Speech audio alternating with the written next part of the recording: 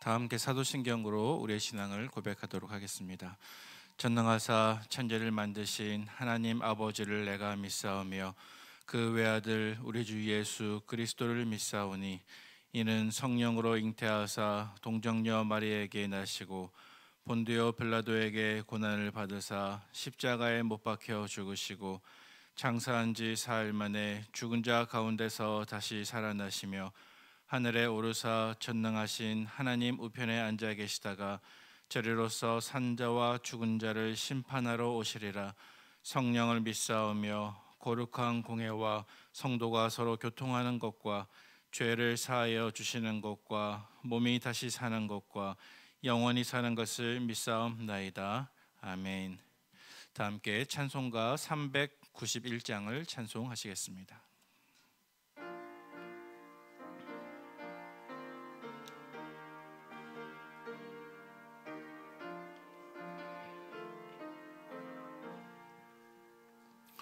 오 놀라운 구세주 예수 내 주 참 능력의 주시로다. 큰 바위 및 안전한 그곳으로 내 영혼을 숨기시네. 메마른 땅을 종일 걸어가도 나 피곤치 아니하며 저 위험한 곳 내가 이를 때면 큰 바위에 숨기시고 주 손으로 덮으시네. 오 놀라운 구세주 예수 내 주 내 모든 짐 벗기시네. 죄악에서 날 끌어올리시며 또 나에게 힘 주시네. 메마른 땅을 종일 걸어가도 나 피곤치 아니하며 저 위험한 곳 내가 이를 때면 큰 바위에 숨기시고 주 손으로 덮으시네. 증량 못할 은혜로 채우시며 늘 성령의 감화 주사 큰 기쁨 중 주님을 찬양토록 내 믿음을 도우시네. 메마른 땅을 종일 걸어가도 나 피곤치 아니하며 저 위험한 곳 내가 이를 때면 큰 바위에 숨기시고 주 손으로 덮으시네. 주 예수님 공중에 임하실 때 나 일어나 맞이하리. 그 구원의 은총을 노래하리. 저 천군과 천사 함께 메마른 땅을 종일 걸어가도 나 피곤치 아니하며 저 위험한 곳 내가 이를 때면 큰 바위에 숨기시고 주 손으로 덮으시네. 아멘. 함께 보실 하나님 말씀은 민수기 33장 1절에서 49절까지 말씀입니다. 구약성경 252면쯤에 있는 민수기 33장 1절에서 49절까지 본문인데요. 우리 봉독은 4절까지 함께 교독하도록 하겠습니다. 제가 먼저 1절을 읽겠습니다. 모세와 아론의 인도로 대오를 갖추어 애굽을 떠난 이스라엘 자손들의 노정은 이러하니라. 모세가 여호와의 명령대로 따라 그들이 행진한 것을 기록하였으니 그들이 행진한 대로의 노정은 이러하니라. 그들이 첫째 달 15째 날에 람셋을 떠났으니 곧 6월절 다음 날이라. 이스라엘 자손이 애굽 모든 사람의 목전에서 큰 권능으로 나왔으니 애굽인은 여호와께서 그들 중에 치신 그 모든 장자를 장사하는 때라. 여호와께서 그들의 신들에게도 벌을 주셨더라. 아멘. 하나님께 나오실 때 5분의 성도님께서 1,000번째 예물을 하나님께 드리셨습니다. 장례의 관고가 있습니다. 3-6 구역 한광호 집사님께서 어제 소천하셨습니다. 최춘하 권사님의 남편 한관수 집사님의 부친 김경란 집사님의 시부 되십니다. 입관 위로 예배가 오늘 오후 4시, 천국 환송 예배가 내일 오전 6시, 빈소는 청기야 장례식장 201호입니다. 성도들 간에 많은 위로가 있기를 바랍니다. 오늘 우리가 아침에 묵상하실 본문의 내용은 이스라엘 백성들의 출애굽 여정을 자세하게 기록해 놓은 본문이 되겠습니다. 우리가 지하철이나 버스를 타면 그 안에 이 노선은 여기를 지납니다 이렇게 표시가 있는 것처럼요, 오늘 본문에는 약 40년 동안의 출애굽 여정을 그 지명별로 이동했던 경로별로 자세하게 기록을 하고 있습니다. 그래서 민수기 33장 1절부터 49절까지 본문에는 꽤 많은 지명들이 등장하기 때문에 우리가 일일이 다 살필 수는 없겠지만 굉장히 중요한 의미를 가진 지명들이 있는데요. 몇 가지만 눈으로 한번 살펴보도록 하겠습니다. 먼저 3절 말씀 보시기 바랍니다. 3절 말씀에 보니까 람셋이라고 하는 도시가 등장하고 있죠. 이것은 애굽의 도시입니다. 출애굽의 출발점입니다. 우리 인간의 일생으로 말한다고 한다면 출애굽의 시작이니까 마치 태어나는 것처럼 혹은 중생의 그 순간이라고 말을 할 수가 있을 것 같습니다. 자, 15절 말씀 보시기 바랍니다. 15절 말씀에 보시면 신의 광야가 등장하고 있습니다. 이제 람셋에서 출애굽을 출발하여서 15절에 이르게 되면 신의 광야에 도착하게 되는데요. 이 신의 광야는 우리가 잘 알고 있는 것처럼 모세가 하나님께 율법을 받고 또 이스라엘 백성들이 하나님과 언약을 맺었던 중요한 장소 되겠습니다. 또 36절 말씀 보시기 바랍니다. 조금 뒷부분에 있는 36절 말씀에 보니까 신광야 곧 가데스라고 하는 지명이 등장하죠. 여기 가데스라고 하는 것은 곧 가데스 바네아를 뜻하는 것인데요.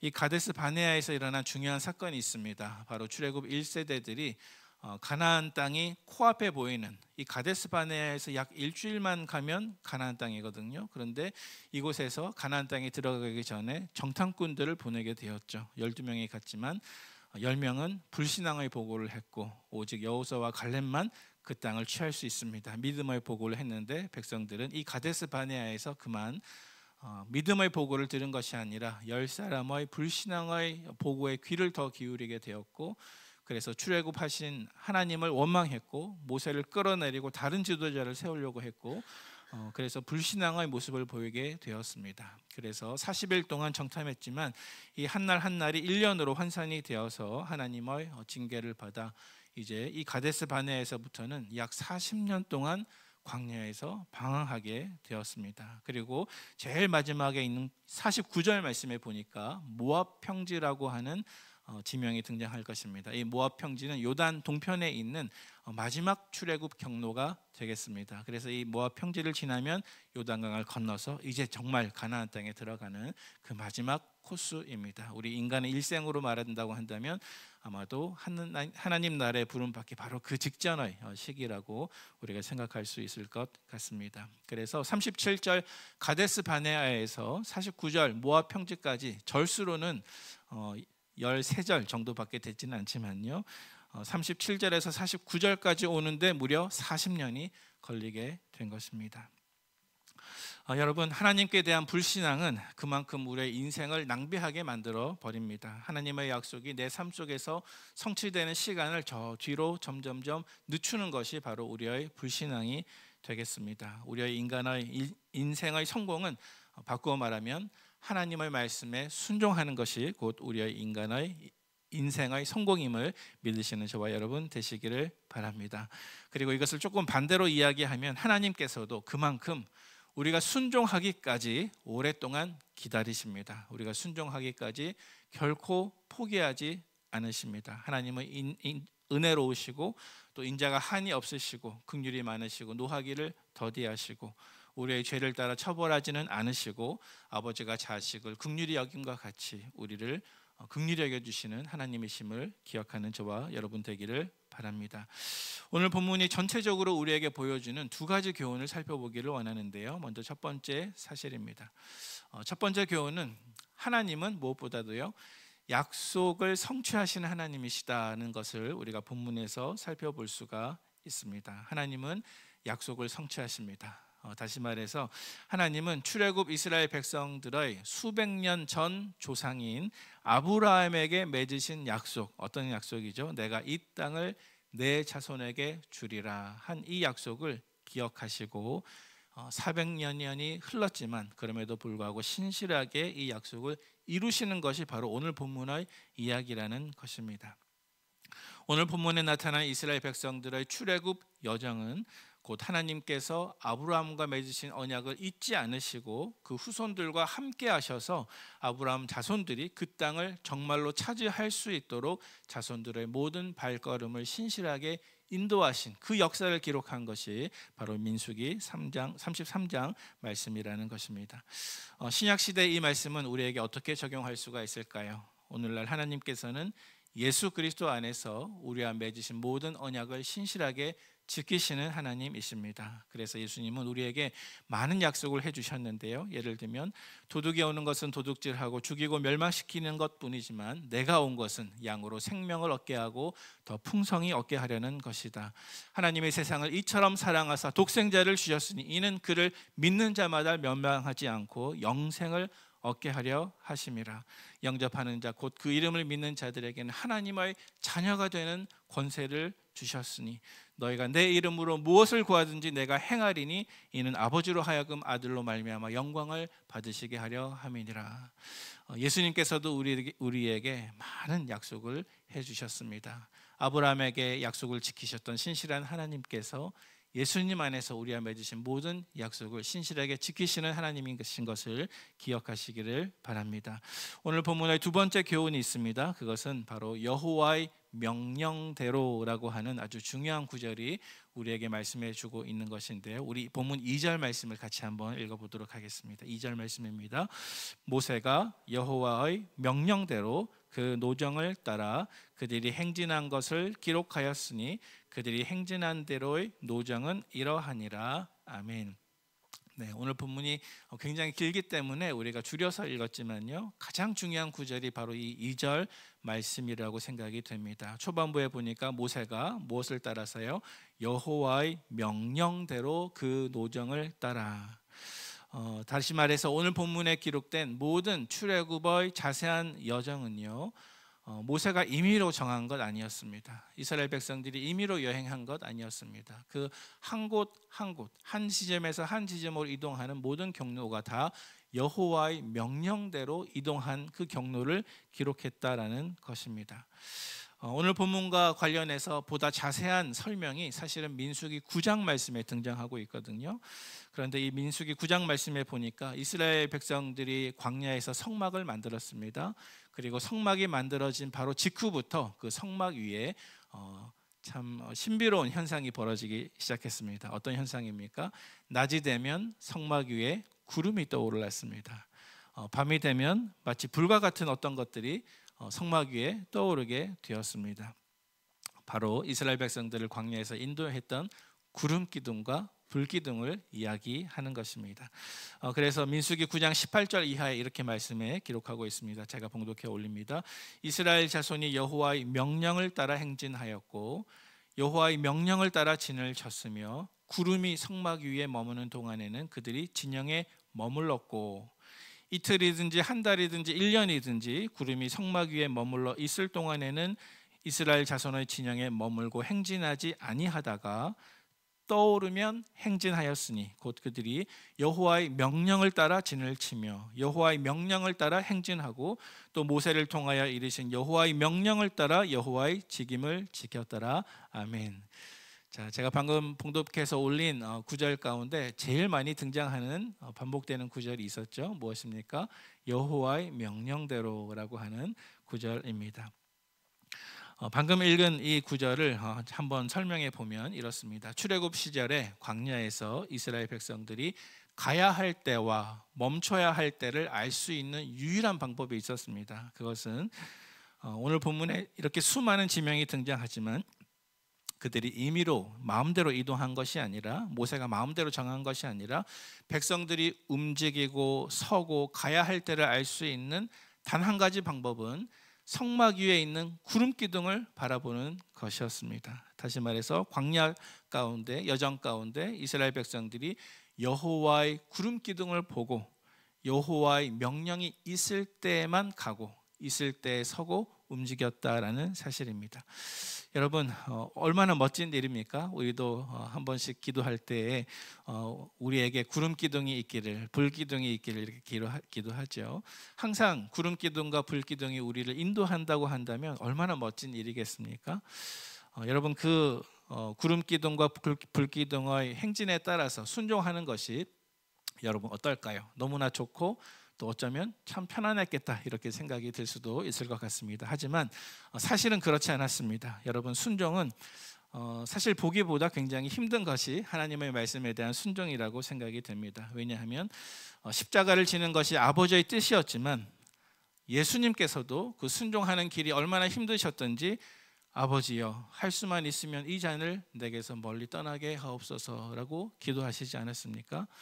이스라엘 백성들의 출애굽 여정도 마찬가지였습니다. 언뜻 생각하기에는 광야에서 구름 기둥을 따라만 가면 되니까 쉬워 보이죠. 하지만 그걸 결코 그렇지 않습니다. 왜냐하면 이것을 따라가기에는 항상 자기 부인이 필요했기 때문입니다. 예를 들어 이스라엘 백성들이 광야에서 너무나 지치고 너무나 힘들었습니다. 그래서 좀 쉬고 싶었습니다. 하지만 구름 기둥이 성막에서 움직이게 되면 그 피곤한 중에도 피곤함을 물리치고 속히 길을 떠나야만 합니다.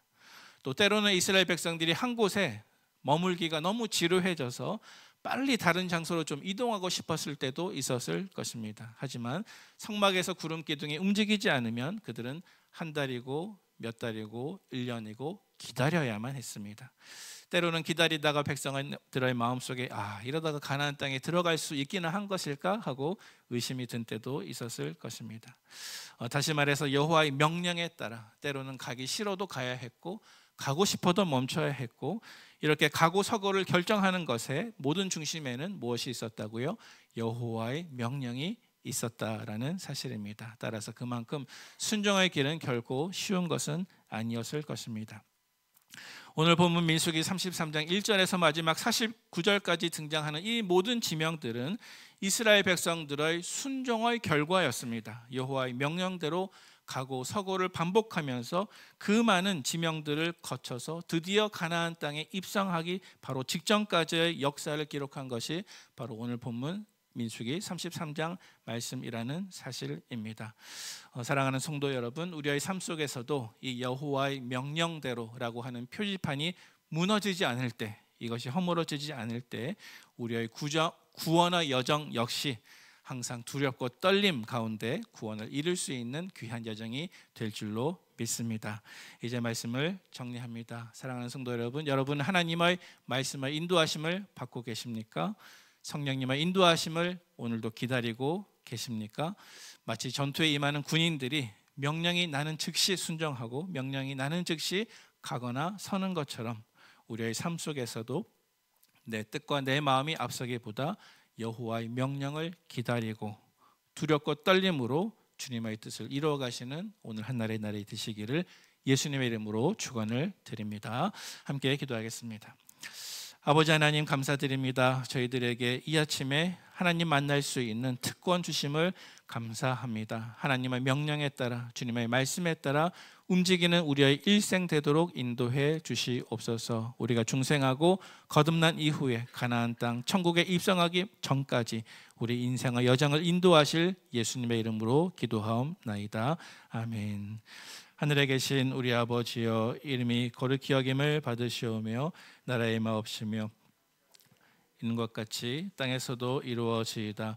오늘날 우리에게 일용할 양식을 주옵시고 우리가 우리에게 죄 지은 자를 사하여 준 것 같이 우리 죄를 사하여 주옵시고 우리를 시험에 들게 하지 마옵시고 다만 악에서 구하옵소서.